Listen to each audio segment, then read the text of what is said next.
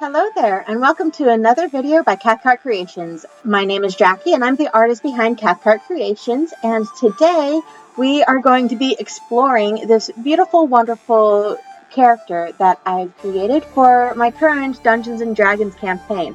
However, before we jump into that, a little bit of Cathcart Creation news.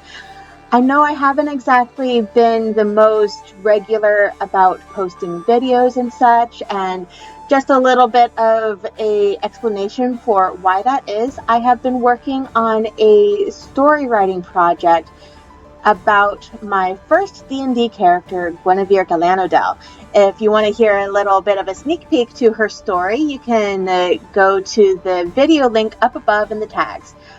I will also be doing a little bit of a self-promo later on, but for right now, let's just dive into the video. So, who is this beautiful, gorgeous, unique character that I am drawing in the video today? Well, meet Maits, or Maitane if you have to go with a more formal name, but she is my changeling bard character in our current Dungeons and Dragons campaign that I'm doing with my brother-in-law and his friends, and I have just been having a blast with Maits, discovering who she is and discovering more of who her character is. She has shape-changing abilities that whenever she's doing her more bardic type activities, she uses it to kind of create comedic relief, and she does like this one-woman act kind of deal where she does some sort of story, has kind of like a witty little punchline in there, and it's just a really fun little thing that she does to make herself pop out from all the other bards that are out there. And so you can have a little bit of an idea of who she is, I'm going to read a little bit of her backstory for you, and hopefully you guys enjoy my reading. When she was but a wee changeling, she was left out on the streets of Ravnica by the family she doesn't remember.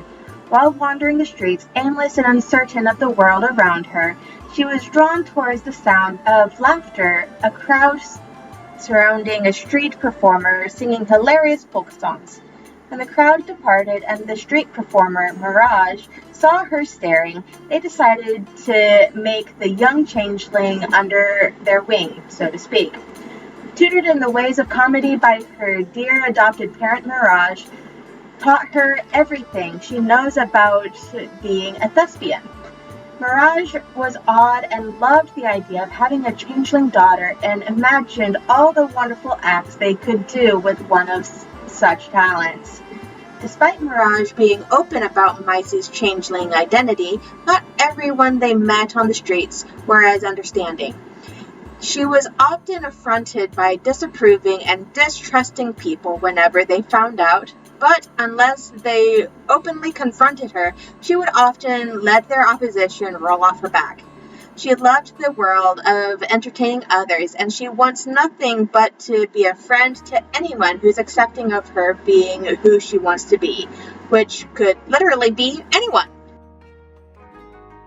So, that's the little intro to who Maits is, and I feel like more or less she is open about her shape-changing abilities. I kind of created her based off of kind of stories that I've heard about individuals who have been in the LGBTQ plus community.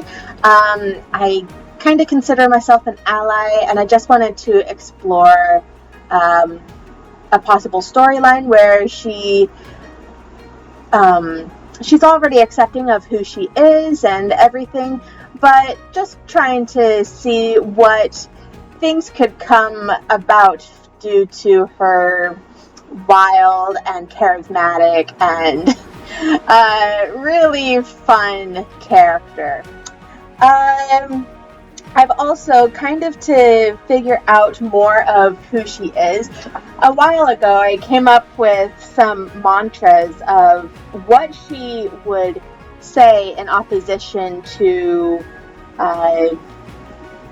in opposition to what people might say to her about her being open up by being a changeling. And here's the riddles. I am loved and hated, wanted and unwanted, everywhere and nowhere. What am I? I am change. Because change is a part of my nature, many people don't trust me. But sometimes change can be a trusted friend, like the darkest of night turning into the sunshine. Change happens. Why stay the same when change can be so much fun? Let's change things up now, shall we? Cancel huffs and negate grouchy emotions. Change! I'm gonna let you guys listen to the music a little bit before we move on to more of the techniques and how I do everything, and also before we do the little self-promotion thing here in a little bit.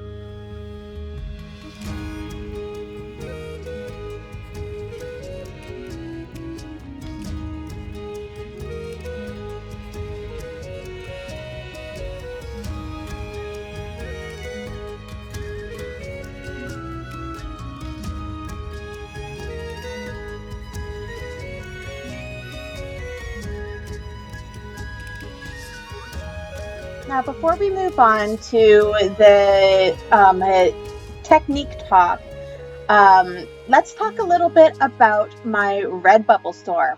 So, have you ever found that you are interested in adorning yourself with beautiful artistic creations made by your favorite artists? Then hop on over to Redbubble, an online shopping platform where artists like me can sell their art on a number of products. Whether you're looking for something to wear or to hang on your wall, you are sure to find something to your liking. And better yet, you get to support the artist who created your new possession. And probably my favorite part about Redbubble is that it is a wonderful place where you can find new creatives who create things for people to buy to decorate their lives with beautiful color. Now, have fun and explore the possibilities of adding color to your life.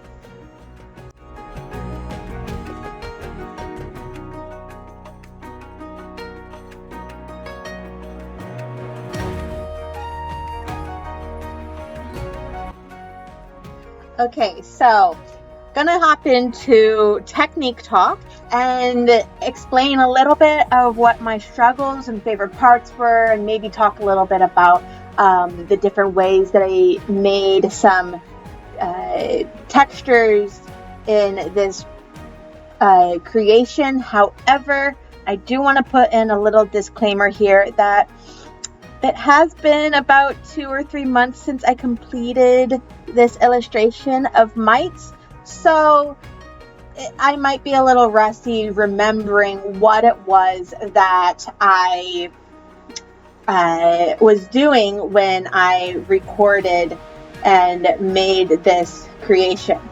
So let's just kind of go along with the video and see what comes to mind. So first thing I'm noticing while I'm watching my playback of this video is that I remember when I was creating this illustration that the recording program that I was using really frustrated me because I lost a good amount of recording of me doing the texture on the braided side of her hair.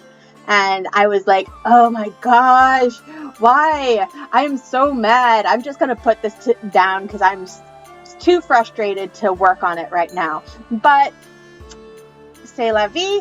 I continued working on it, and I think probably one of my favorite things that I actually did get done with her and her character design was I really enjoyed doing her eyes. Like, I don't know. It's something about doing eyes in any illustration that I do that I just love, because it's so expressive of like who they are as a person. And she just has this face of pure joy and unabashment of who she is, and I just love how free and open she is. And in a way, she's kind of my more sassy side of things, whereas Guinevere, she was my more caretaking side of everything. But that's kind of diverging from the topic.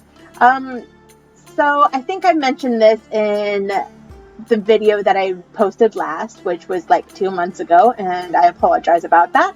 But I really enjoyed doing the textures and stuff and using various brushes to come up with texture. Like here I am using a combination of an airbrush and a stipple pen to make freckles and just kind of more of a skin type texture, because she can literally choose how she wants, and she chose to have freckles, and I think that's totally adorable of Mites. Another thing that I used the stipple pen for here was to make a kind of leather texture on her tunic here, because it's in a way kind of her armor that she is wearing, because bards typically they wear leather armor rather than doing the more rigid kind of armors like knights and paladins and fighters and all that jazz. But another couple of things for texture that I used here with her creation was I used I think it was like a fur tree texture for the pattern on her tunic. I used sparkle texture for the lining of her of the armor to make it really look like it's sparkling, because I mean, she is a bard. She's going to be a little bit flamboyant in the way that she dresses. And here I'm just doing a little bit of shading to create depth in the ruffles that are there by her neckline. Some of them won't be shown because of how I have the loot in there later.